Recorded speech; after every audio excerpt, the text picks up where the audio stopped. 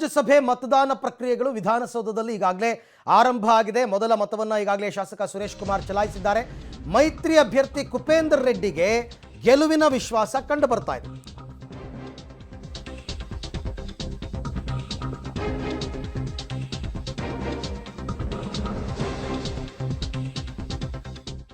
ಗೆಲುವಿನ ವಿಶ್ವಾಸದಲ್ಲಿದ್ದೇನೆ ಅಂತ ಮೈತ್ರಿ ಅಭ್ಯರ್ಥಿ ಕುಪೇಂದ್ರ ರೆಡ್ಡಿ ಹೇಳಿದ್ದಾರೆ. ಎಲ್ಲರೂ ಅಷ್ಟೇ, ಯಾರು ನಾನು ಸೋಲ್ತೀನಿ ಅಂತ ಹೇಳ್ಕೊಳ್ಳಲ್ಲ, ಎಲ್ಲರೂ ಗೆಲ್ಲೋ ವಿಶ್ವಾಸದಲ್ಲೇ ಇರ್ತಾರೆ.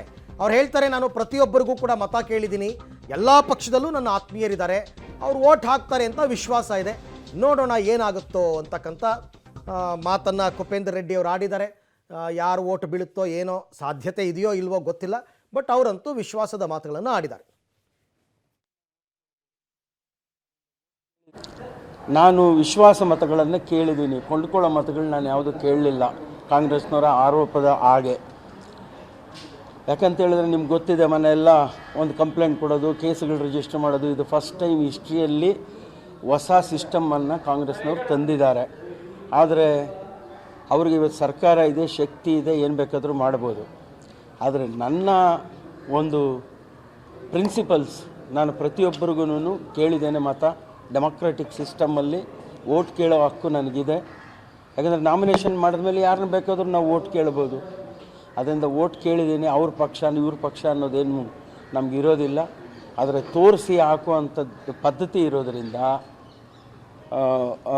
ಏನು ಮಾಡ್ತಾರೆ ಇವತ್ತು ಜನ ನೋಡಬೇಕು. ಆ ವಿಶ್ವಾಸ ಮತಗಳಲ್ಲಿ ನನಗೆ ನಂಬಿಕೆ ಇದೆ. ಅದರ ಬಗ್ಗೆ ನನಗೆ ಎರಡನೇ ಮಾತಿಲ್ಲ. ಸರ್, ಇದ್ರ ನಡುವೆ ನಿಮ್ಮ ಮೇಲೆ FIR ಕೂಡ ಹಾಕಿದ್ದಾರೆ, ನೀವು ಮತ ಕೇಳಿದ್ದೀರಾ, ಆಮಿಷ ಒಡ್ಡಿದ್ದೀರಾ ಅಂತ. ಅದನ್ನೇ ನಾನು ಹೇಳಿದ್ದು, ಇದು ಸಿಸ್ಟಮಲ್ಲಿ ಇರಲಿಲ್ಲ, ಅದನ್ನು ಇಂಪ್ಲಿಮೆಂಟ್ ಮಾಡಿದ್ದಾರೆ ಇವರು ಹೊಸದಾಗಿ.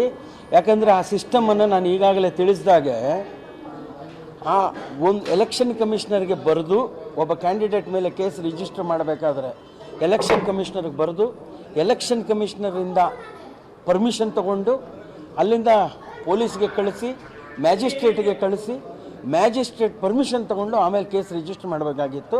ಇದು ಮಾಡಿದ್ದಾರೆ. ಇದು ಒಳ್ಳೆ ಡೆಫಾರ್ಮೇಷನ್ಗೆ ದಾರಿ ಮಾಡಿಕೊಟ್ಟಿದ್ದಾರೆ. ಅದನ್ನು ನೋಡೋಣ ನಾವೇನು ಮಾಡಬೇಕು ಅನ್ನೋದು. ಮಾತುಗಳು ನನಗೆ ವಿಶ್ವಾಸ ಇದೆ, ನಾನು ಗೆಲ್ತೀನಿ ಅಂತ. ಸತ್ಯ ಏನು ಅಂತಕ್ಕಂಥದ್ದು ಎಲ್ರಿಗೂ ಗೊತ್ತಿರುತ್ತೆ. ಆದರೂ ಚುನಾವಣೆಗಳು ನಡೆಯೋ ರೀತಿಯೇ ಹೀಗೆ. ಒಂದು ವೇಳೆ ಏನಾದರೂ 4 ಜನ ಕ್ಯಾಂಡಿಡೇಟ್ಗಳಿದ್ದರೆ, ಕಾಂಗ್ರೆಸ್ಸಿಂದ 3 ಜನ, BJPಯಿಂದ ಒಬ್ಬರು, ಇವತ್ತು ಮತದಾನನೇ ನಡೀತಾ ಇರಲಿಲ್ಲ. ಎಲ್ಲರದ್ದು ಅವಿರೋಧ ಆಯ್ಕೆ ಆಗಿಬಿಡ್ತಾ ಇತ್ತು.